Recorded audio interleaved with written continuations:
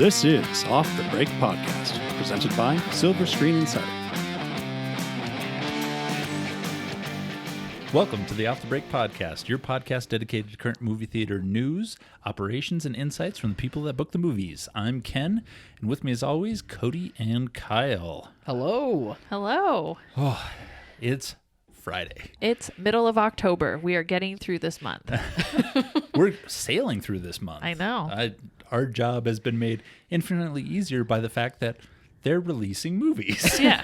Week after week after week, And just slam packed. It's great. Surprisingly, people are actually going to these ones. Surprisingly. Yeah.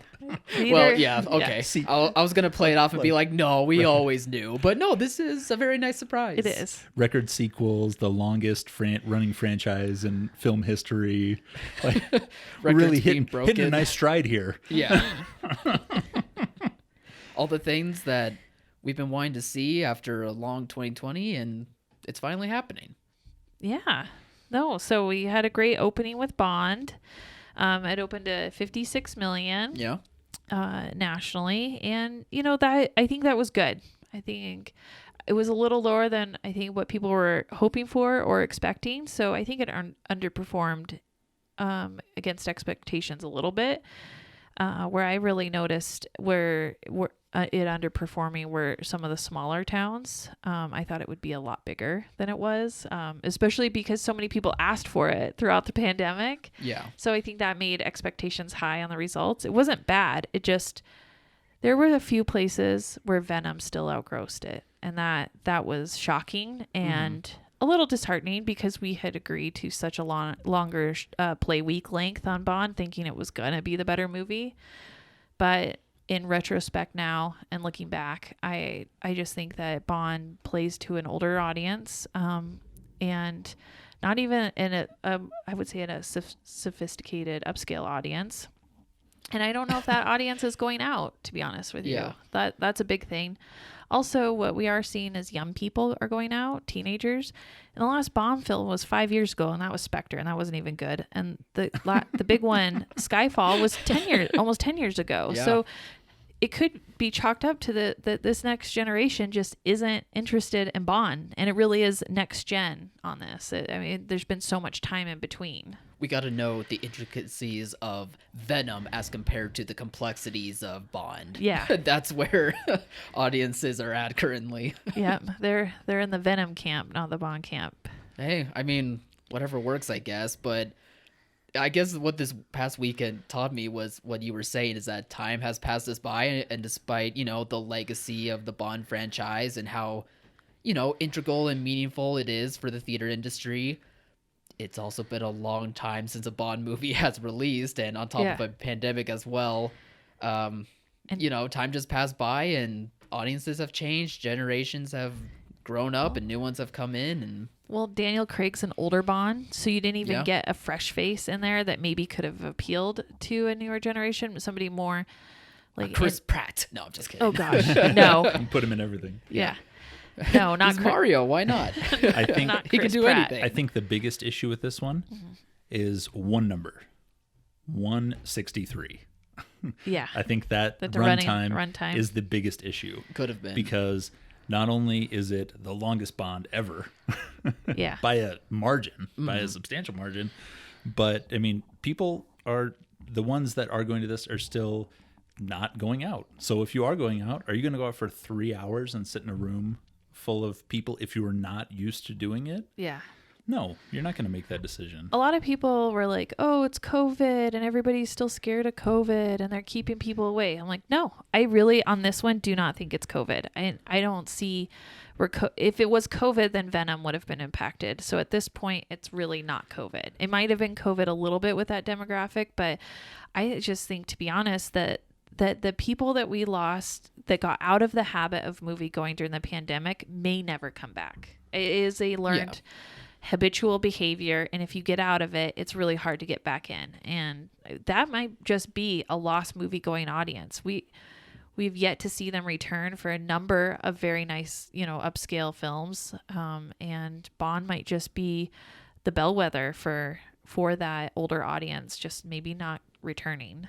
Yeah, I mean, we've always kind of predicted that was going to happen once, there was more movies ramping up after the pandemic.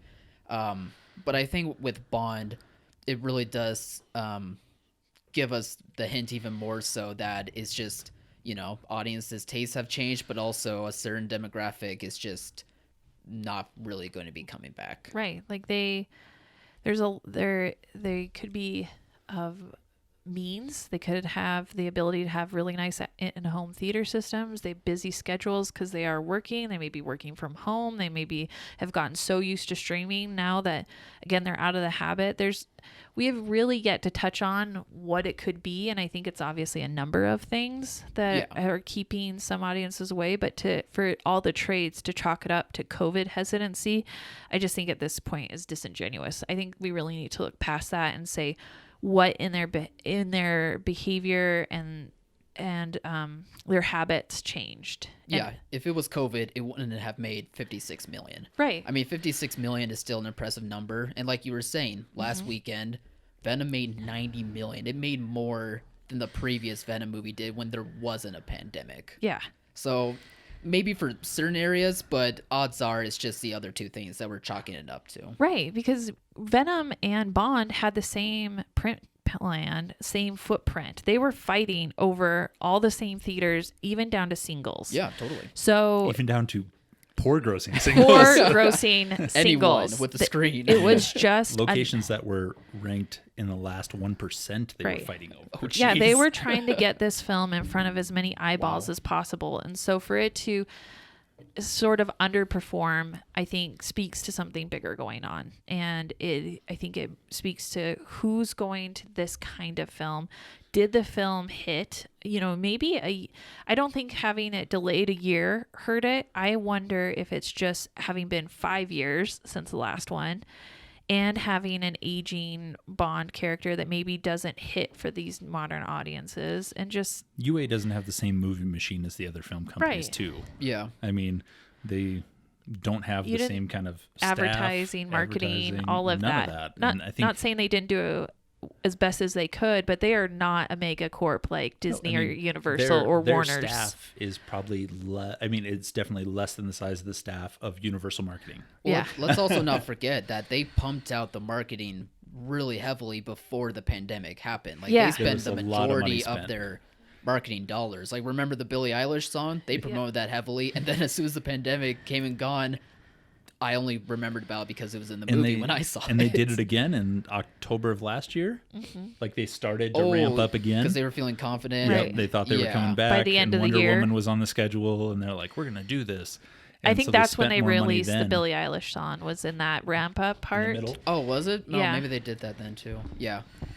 Billie Hoolish? Oh, Billy Idol? Yeah, and I'm he's going to great. say that song was horrible. She'll never measure up to an Adele. And it could have hurt it because the Skyfall song kept Skyfall in everybody's mind. As they heard it on the radio, it reminded them about it. And it was everywhere. And that's publicity you can't get. And that a Billie Eilish song just didn't hit at all. I mean, it's a tradition throughout the Bond franchise, but I think part of Skyfall's, success was in part of Adele's amazing song. It like, just it was set just the tone for it. It was a tone. It was a pinnacle for all sorts of Bond songs. And it was around the time, I think, when she was really becoming famous worldwide. I mean, what was the album? 21, I think it was. She had like 5 hit singles on there. It just was a really great timing. And Billie Eilish is like the most popular, but I don't know. It just didn't quite capture in the zeitgeist as it did, remember, 10 years ago when that happened. A lot's changed in terms of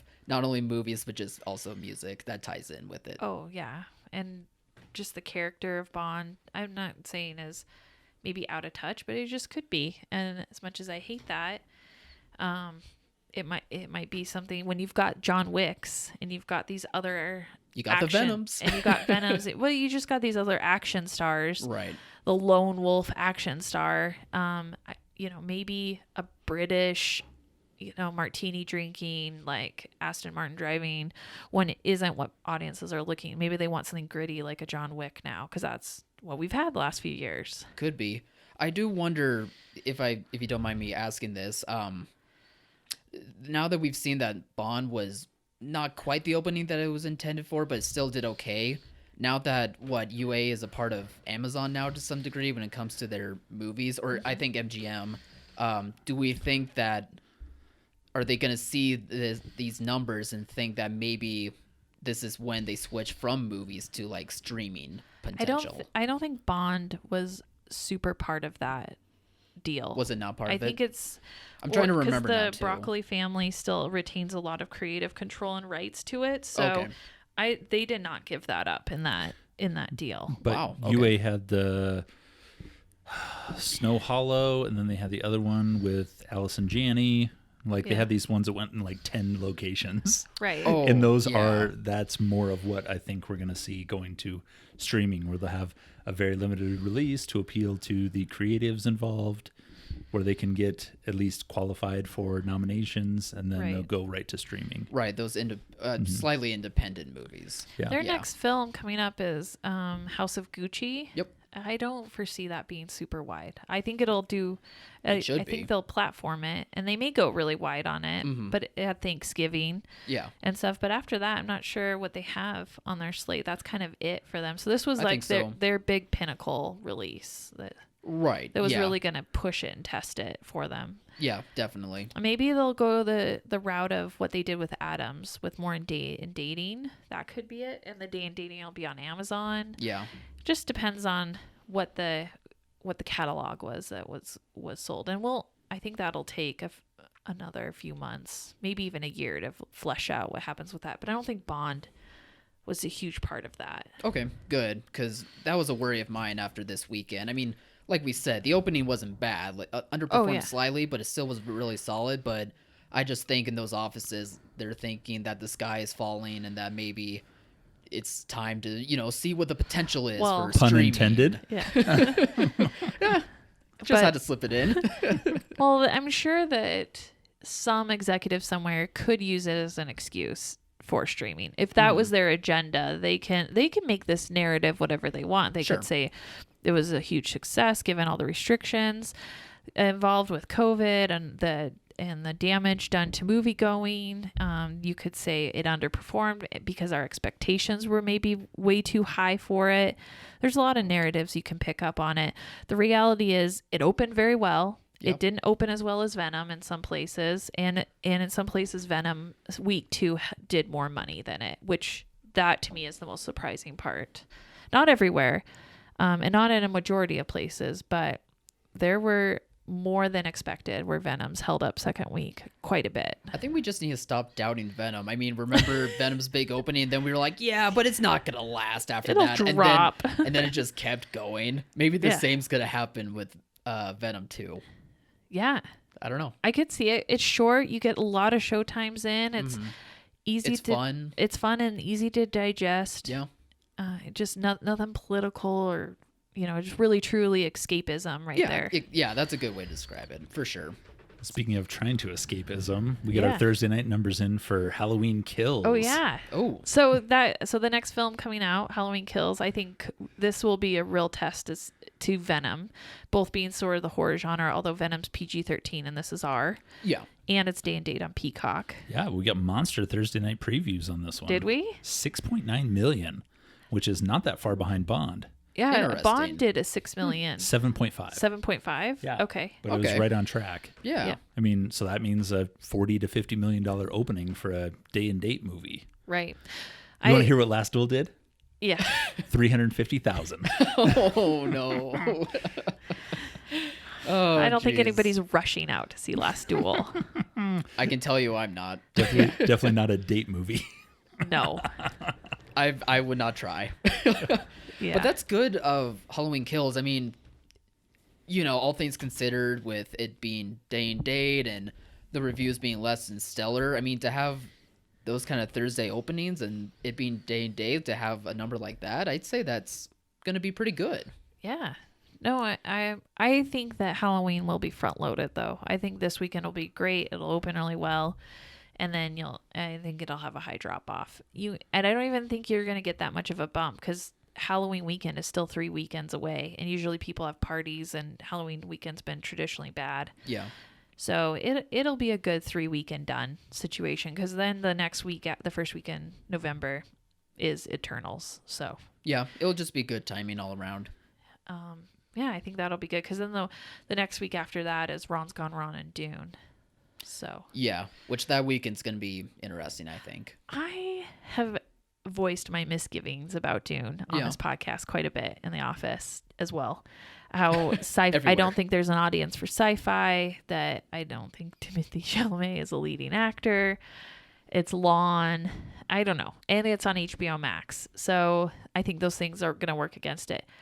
I have heard from so many clients, oh, are we getting Dune? I've gotten so many people asking me about Dune. And I'm like, what is going on here with this? Like, is it going to be good? Is it going to not be good? Like, I don't know now. Well, I think the movie itself will be good. I just don't know about its performance. I've started to have my doubts too, but I don't know. There may strangely be an audience for the book. There could be like a curiosity factor of people just talking so much about how good the book is, and not to mention like the last Dune movie wasn't great, but it has like a weird nostalgia element of it being so bad but so good, perhaps. Yeah. And with this entire cast of ranging from like, you know, scrawny Timothée Chalamet all the way down to Jason Momoa, action hero, and to Dave Bautista, I forgot. He's in there Zendaya, too. you know, being a Disney star and now being, you know, an icon from Hollywood. It could just be a weird collection of things where everyone's like, what is this? And will I like it? I have to find out. But Yeah, the last trailer had Timothy Chardonnay next to Josh Brolin's shoulders. yeah. I think if you lopped off one of those shoulders and put it on a scale next to Timothy Chalamet, it wouldn't even be close. Guy is massive. Yeah. He's maintained his Thanos workout. Yeah, just in case. You never know. Yeah. That was always come back. That was the Deadpool one where he got Oh huge. yeah, he was so ripped in that Deadpool that's one. true, though. Just HGH for breakfast, lunch, and dinner. Oh yeah, He was huge. We know, guys. We Isn't he know. in his 50s? Yeah. Yeah. Hey, good for him. Body I of a guess. 30-year-old.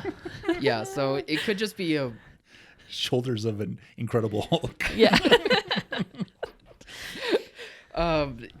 yeah, I don't know. There could just be a major curiosity factor to it, but HBO Max does scare me. Yeah, Like- it has really hurt the films recently. Aside from Godzilla vs. Kong, but that was at the beginning of the year, and no one had a clue about HBO Max and the day and dating stuff. Right.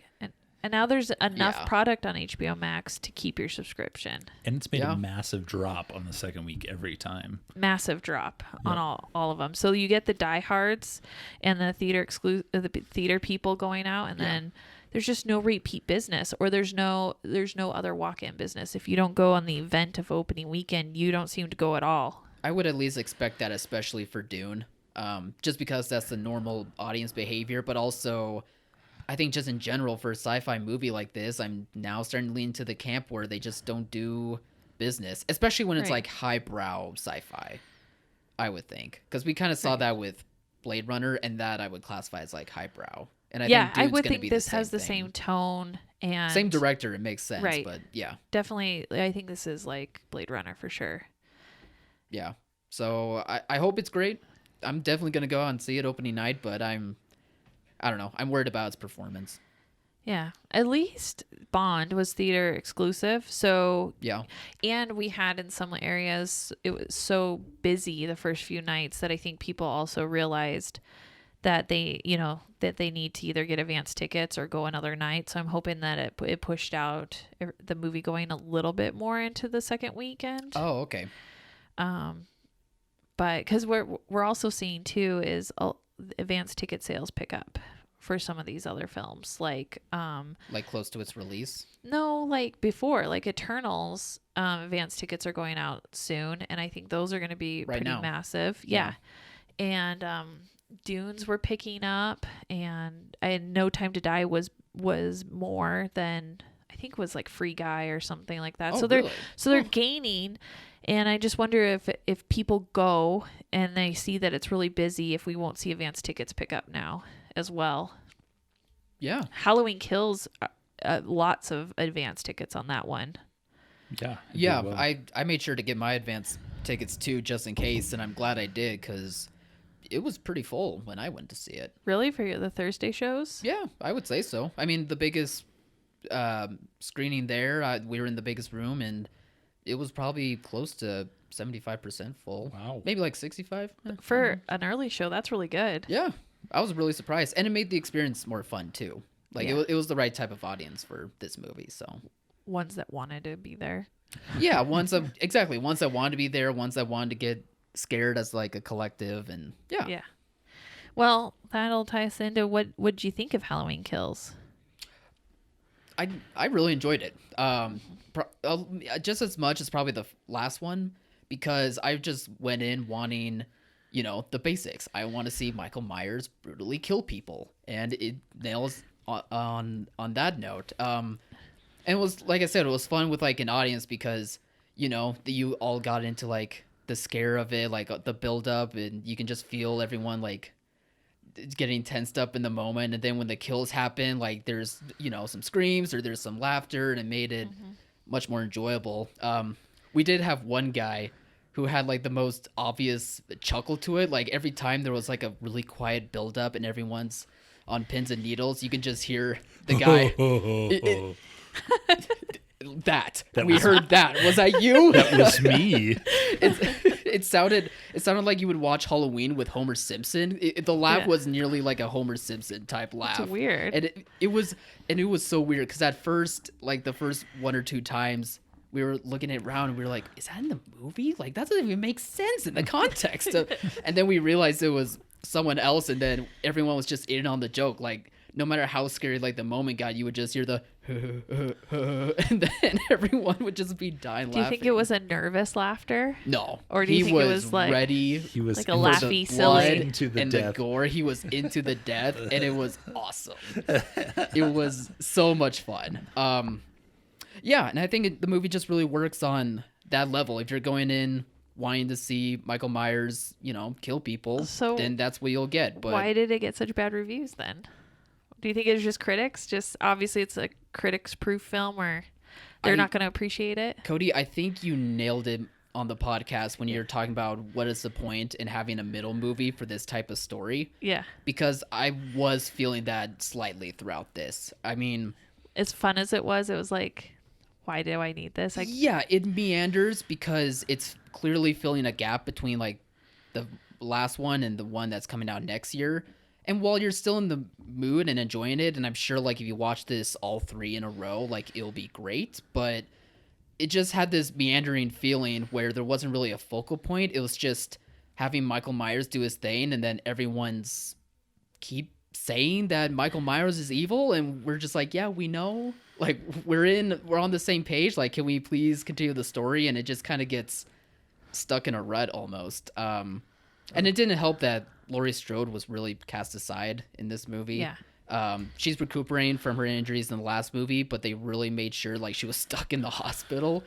And it just lacked in energy because of that. Like in the last movie, you were wanting to focus in on Laurie's story. You were wanting to see her get her revenge on how Michael traumatized her, and that was great, but you don't quite get that in this, and with there being so many other characters that you're focusing on, it just lacks, I don't know, a direction, I guess. It leads, I don't know, so the story just kind of didn't have a through line as concrete as like the last one did. What was the beginning part where he brutalizes like 5 firemen trying to rescue the house? Was that awesome? It's amazing. Okay. It's amazing. We always talk about how we don't go to the theater here because it's Regal. Kyle went to the theater because he was being good and supporting the film in theaters. Okay, I watched this on Peacock. I watched the first 30. I admit it. I watched the first 30 minutes. The first 30 minutes are miles better than the first one. It may be the best 30 minutes in the history of horror for me. I don't watch a lot of horror movies. I love the first one. Yeah. I mean, I don't put any horror movies up there other than maybe like Cabin in the Woods, but that is a very slow start. Oh, okay. Like a lot of explanation. There is no explanation. If you end the first movie and roll right into this, it starts right at that point. Yeah. And just rolls. I mean, flashbacks, imaginative killings, the firefighters with axes and a cement saw. Like, Yes. it is no joke. The first 30 minutes of this runs. I was waiting for it to slow down. It didn't slow down until like minute 40. Yeah, Where that's you about finally right. went, "Whew, okay, now," I mean, it was just going. Yeah. I mean, it was awesome. I can't wait to see what this does in theaters. Yeah, me too. I'm really hoping that rather than people try to look up what Peacock even is, they just go out to a theater and have a blast with it, because it still is really enjoyable. And I don't think many audiences are really going to think about all of the negatives that I have with this. And I think more so from the critics. I think they're going to go in wanting to see, what kind of what's happening in the last movie was Michael Myers brutally destroying people, and it succeeds on that level, and that's all I wanted. Do you think it's going to hurt Bond or hurt Venom more? I think this is a completely separate audience. Yeah. I really do, because of how violent it is. Yeah. I mean, how gruesome. It's not, one of the A24 movies where they pull out a pregnant lady's fingernails or something. But for the genre that it fits in, it is I am maximum. Concerned that because it's rated R and it's available on Peacock streaming, and the audience that's going is like a teenage audience, that we are going to see. Like, there wasn't too young of people in your showing, I'm sure. Just maybe college students, the freshmen. But because they're 17, 18. Yeah, that's about right. Probably that was the youngest. Yeah, from a theater owner I heard this week, the 17-year-old policy is 17 years or older unless you have cash. yeah, there's no like rule that you can't let kids in. It's just general guidance. Not set in stone. It's preferred. It's preferred. It's not mandated. Yeah. But no one listening to us has ever done that before. No. All right. Well, since we talked about Halloween, let's get Kyle's quick review on No Time to Die. I know we kind of poo-pawed James Bond a little bit because of the lower than expected opening, but I hear that it was very, very good still. Like, the quality is there. How was Daniel Craig's swan song? Let's see if we can do this in 163 seconds or less. Yeah. Okay, go, Kyle. Go. Yeah, no, I thought his swan song was Shay.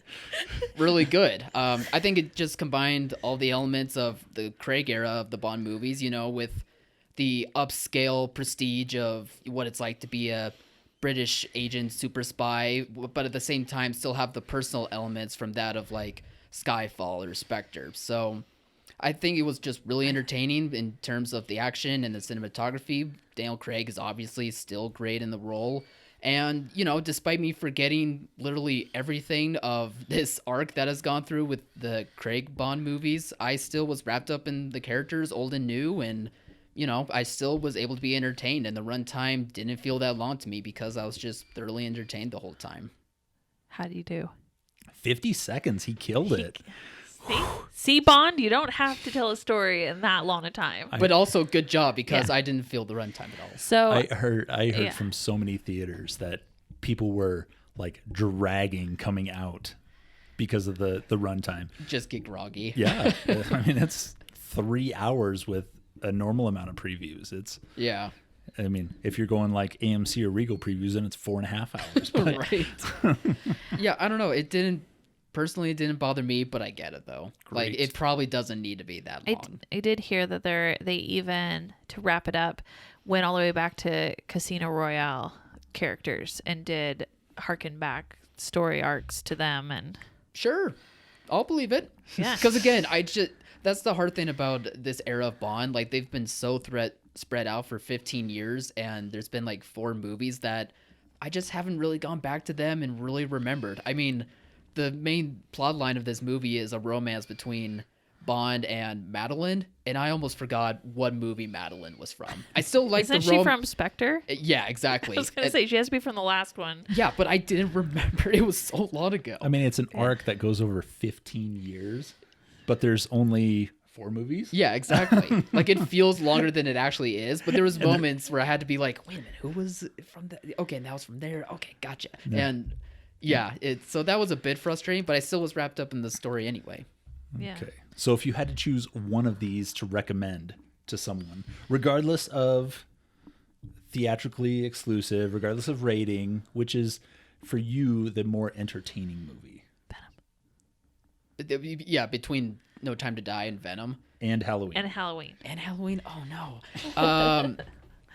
I would say Halloween. Yeah, he kills a lady with a freaking fluorescent light bulb. Yeah. It's awesome. He kills Borat's wife from the first movie Yeah. with a fluorescent light bulb. It is awesome. It doesn't just disintegrate before it gets to her. No, Okay. We'll relive this. We'll make you watch it so you can No, see thank this you. interesting turn of events. Don't do horror. Yeah. It causes him to shock her to death. Oh my gosh. Okay. Yeah. I really wouldn't worry about the critics with that movie. I still found entertainment out of it. Like I get it doesn't fully work, but Yeah. it's still good enough to where, you still get what you want as what you did with the last one. Ken about died from a fluorescent light, but that was impalement from falling from the From ceiling. himself. No. It was a crazy situation. And there was electricity involved. Yes, there was. Get Yeah. a little jolt. So I believe the fluorescent light, but There Yeah. was. And I just looked up Rotten Tomatoes. It's got an audience score of 76. Halloween Kills. Yeah. Oh yeah, it's fine. I mean, Yeah. tomato meter is 42, but the audience score is it could be double by the time we're done with today's openings. Yeah, audiences matter more anyway. Who cares? right. That's right. You matter, audiences. Sorry, I was just thinking What about is it, Cody? Nothing. About me and the fluorescent Yeah. light bulb. Poor Ken. I was there too. It's Speaking very scary. speaking of scary bad news, Yeah. ShowEast got canceled today. Yeah, we got the email. I'm not surprised. Who really wants to go to that cesspool of a state in Florida and go to a convention? Me? No, I No mean offense, Florida. on a good year, it's a little iffy. And then this year, they have done nothing to clean that place up. How am I supposed Gross. to live my fantasy of making Miami Vice starring Ken a reality You can do it without next- going to Miami? You could do it Right next away. year. Go on spring break. Gotta wait a whole nother year. You need to get your booster.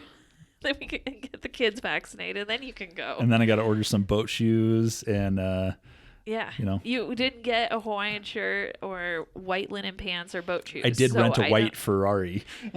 Yeah. That was You the were first not on the prepared. checklist. Yes, that's the most important. Get the expensive thing out of the way. I also rented an alligator to sleep inside of my boat that I'll be staying on. Now that's class. Houseboat. Miami class. Airbnb. Yeah. We don't stay at the convention center. No, why Alligator, would you? alligator was not included, so that was a little bit of an upcharge. The deposit on that is going to be steep. I just want to let you know ahead of time. No, I think Ken and I had every intention of going this year, and then with the way things were developing, and it just felt icky. So I was like, let's just stay home. Let's stay home and keep the money. And I don't think we were the only ones, obviously. I mean, clearly. And Cody was afraid of becoming a headline. Florida man kills. Yeah. They've gone a little crazy down there. Florida man kills handsome couple from Rocky Mountain West. Yeah. With rabid alligator. That's just a normal Living Tuesday out Don Johnson like fantasies on bath salts. That's just a normal Tuesday for them, so I imagine that would have flown under the radar, to be honest. You'd I think have- you guys would have been fine. Well, no, we wouldn't have been fine. No. but Well, no, That you was would the have been point. dead, but and it would have not mattered. but then you wouldn't have felt the embarrassment, so it would have been okay. Yeah. So unfortunately, ShowEast is canceled. Right, Hopefully, they it comes back next year though, I'm sure it when will. things are better. I'm sure they're going to reschedule it.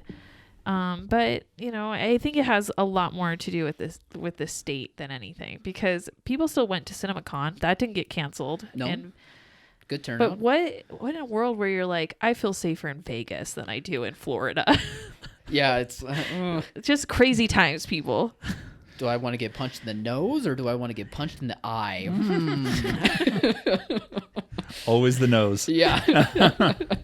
Always choose the nose. Yeah. Do we have anything else to mention on today's episode?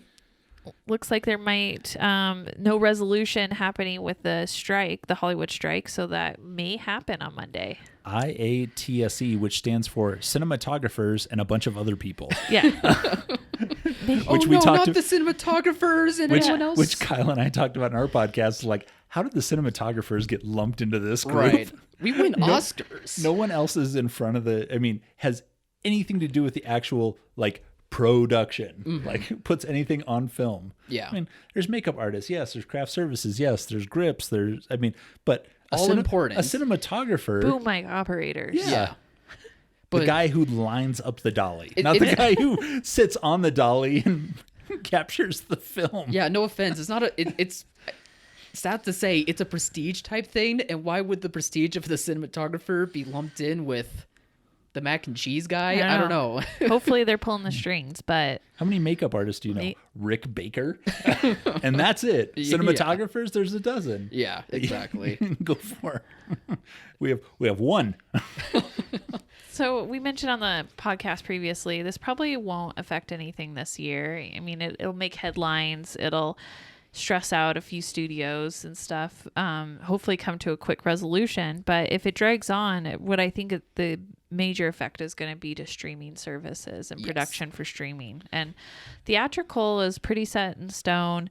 They have quite a few films already done, so it's not like this is going to affect any of those releases. This could be similar to the writer's strike, where it will affect like live and broadcast TV, where you're not which would be streaming now. Yeah, but where you're not able to put on like broadcast news and the Late Show, things like that, because you don't have the crew in place. Yeah, and I can't imagine, knowing how studios are so gung-ho about their precious streaming services, like they have to want to find a way to get this resolved, whether they work out a deal or they just find new people. It's interesting. On a strike like this, you would think, well, there's thousands of people that would just pass the picket line and like want to they could replace all these people so quickly. But with the national labor shortage the way it is, this might be giving them the slight upper hand, or at least the perception of an upper hand in this. That's true. That could help. That could be why it hasn't been resolved yet.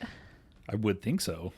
And they want skilled people that can do things like feed actors without killing them from E. coli. People that can apply makeup to actors without killing them, or destroying their skin. They've had the experience before. They want to have that over newbies. So, and then this union killed it by getting cinematographers. I cannot stop thinking about this. I get it though. Like, it's weird. It doesn't make any sense. You get one crown jewel in your arsenal. You have. I guess you're good. Maybe it could be like, we got to be taken seriously things. So cinematographers, you're with us. Wait, what? Yeah. No! They've got to be extremely disappointed they're involved with this, and everybody else has got to be pumped. Yeah, well, we got cinematographers, award-winning cinematographers on our side. Yeah. And they're just like, oh, God, please, no. Don't drag me into this. Yeah, exactly. Well, it's weird. We got a bunch of new trailers this week. I think we all have favorites that we wanted to talk about. Yes. I will go first. Clifford was such a cute trailer. I really like Jack Whitehall. Yes, he's great. I'm really glad he's in it. That is definitely a perk for me. Great comedian. He's so funny, and he does physical comedy so well. And that, I think he'll be great. He'll be great in this. It was really cute, heartfelt. The big red dog isn't as jarring as I thought it was going to be, because it's still a puppy. It's not fully grown red dog. It's just a really huge puppy, and that's really cute. Yeah. But this is what Paramount does. PG with physical comedy. They know their lane on this one. Yep. It's going to be really cute. And it comes out November 10th. They're trying to get it 2 weeks in before something like Encanto or all the stuff at Thanksgiving. So right. Releasing on a Wednesday. Did you say that already? Yeah. Yeah. Okay. And so it just, I think it'll be really good. And in fact, if it does anything like what Paw Patrol did, which also released on Paramount Plus, because it is day and date, if it holds up, it'll play through Thanksgiving, because you'll want a good matinee family film that maybe isn't Disney Encanto. Yeah, so sure. Yeah, so I do have a little bit of reservations, but Encanto, but we'll get into that on another podcast. Mm-hmm.